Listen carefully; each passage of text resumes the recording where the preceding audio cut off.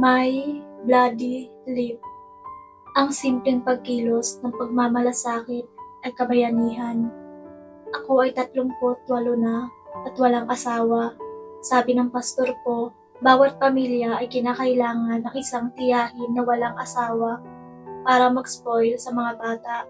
Hindi iyon nakagaan sa pakiramdam ko. Isa ako sa 8 magkakapatid, kaya nagkaroon ako ng 17 mga pamangkin. Bilang kapatid na walang anak, lumipad ako para mag-alaga para magkaroon ng weekend off ang mga magulang. Taon-taon lumilipad ako pauwi upang tulungan ang aking ina na mag-host ng pinalawak na pamilya. 80 tao para sa hapunan ng Thanksgiving. Dumating ako sa Pasko at nagbalot ng bundok ng mga regalo. Mahirap gawin ng aking mga kapatid kasama ang kanilang mga anak sa paligid. Ang aking simbahan ay may aktibong grupo ng mga single adult na aking sinalihan. Nagsimula ako ng negosyo at nagkaroon ng mga kliyenteng umaasa sa akin. Ang aking buhay ay mayaman sa mga tao, mga kaganapan, mga kaibigan, pamilya, trabaho at simbahan. Ang lahat ay umaasa sa akin at ako ay nagbibigay tulong. Hindi ako nahirapan sa pagiging single. Hindi naman ganoon kahirap. Kapag nakikiramay ako sa mga kaibigan, lagi kong sinasabi, may isang bagay na totoo sa kasaysayan ng bawat relasyon sa mundo. Isang araw, ang 2 taong iyon ay hindi magkakilala at sa susunod na araw ay nakakilala sila. Bukas ay maaari ang susunod na araw para sa'yo. Hindi nagtagal. Bago ang Pasko, umupo ako sa sofa sa aking maaliwalas na maliit na Washington, D.C. row house. Umiinom ng kape, tumawag ang aking kaibigan na si Steve. Nang walang paunang salita, sinabi niya, ibinigay ko sa isang tao ang iyong numero ng telepono. Ang pangalan niya ay Tom, na naninirahan sa isang relihiyosong komunidad. Sa Christmas party, inanunsyo ni Tom na ang relihiyosong buhay ay hindi niya calling sa buhay. Siya ay nakapagtapos upang maging isang psychotherapist. Kaya sinabi ko sa kanya, palagi kong iniisip na kung umalis siya sa kanyang komunidad, ipapakilala ko siya sa iyo. Nakita kami ni Tom noong Pebrero at nag-date sa loob ng 7 buwan. Nag-hike kami pumunta sa dalampasigan, humiga sa damuhan ng National Mall at nag-usap tungkol sa aming mga pangarap sa loob ng maraming taon. Si Tom na dati isang surveyor ng lupa ay nagkaroon ng paulit-ulit na panaginip. Sa kanyang panaginip, nag-survey siya sa isang bakanting lote at nakakita siya ng 3 sulok na ari-arian, ngunit hindi ang pang-4. Bumisita ang aking kapatid na babae at ang kanyang pamilya at tinagyan ni Tom ng net ang aking bukas na mga hagdan para hindi malaglag ang mga bata. Nanood kami ng sine at kumain ng hot fudge sundae. Noong Setyembre, si Tom ay kinabahan. Ang mga tao ay patuloy na nasasabi sa kanya na hindi siya dapat magseryoso sa unang taong i-date niya. Pagkatapos, umalis siya sa relihiyosong buhay. Sinabi niya na gusto niya ng isang time out. Pumayag ako. Alam kong mayroon kaming espesyal sa isa't isa, ngunit alam ko rin na kailangan niya matutunan iyon para sa kanyang sarili. Sinabi niya sa akin ang tungkol sa kanyang mga kadate. Mukha siyang miserable. Nagpasya siyang manatili sa DC para sa Pasko, hindi para pumunta sa pamilya niya o pumunta sa pamilya ko. Nag-alala ako para sa kanya.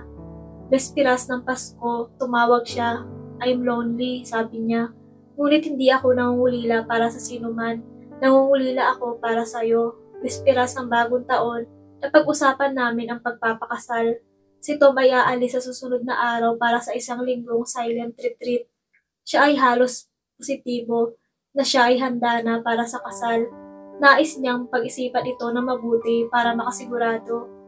Nagdaan ang mga araw, hindi ko na mahintay na marinig ang desisyon niya at nagulat ako sa pagkabalisa tungkol dito. Gusto ko bang talikuran ang buhay na meron ako? Gusto ko ang buhay ko noon, sobra. Nais ko bang ibahagi ang aking bahay sa ibang tao? Ako ay naninirahan doon mag-isa sa loob ng 14 na taon. Nais ko bang ibahagi ang aking buhay? Matagal na akong single. Kung umuwi si Tom at hilingin sa akin na pakasalan siya, handa na ba ako? Natapos ang linggo at nagmaneho ako para sunduin siya. Bumisi si Tom at hinalikan ako at hinawakan ako sa isang mahigpit na yakap ng uso. Habang nagmamaneho ako pauwi, sinabi niya sa akin na tungkol sa retreat. Tungkol sa kung paano siya naglakad sa tabi ng dalampasigan at nagtagpuan ng mga ngipin ng bating. Tungkol sa mga librong nabasa niya, hinayaan ko siyang magsalita. Pinalakas ang loob ko. Paano naman tayo? Tayo? Sabi mo, gagamitin mo ang retreat para magpasya tungkol sa atin. Nilagay niya ang kanyang kamay sa kamay ko at humisip. Sorry, sa sobrang kasiguraduhan, ay nakalimutan kong hindi mo pa alam ang tungkol dito.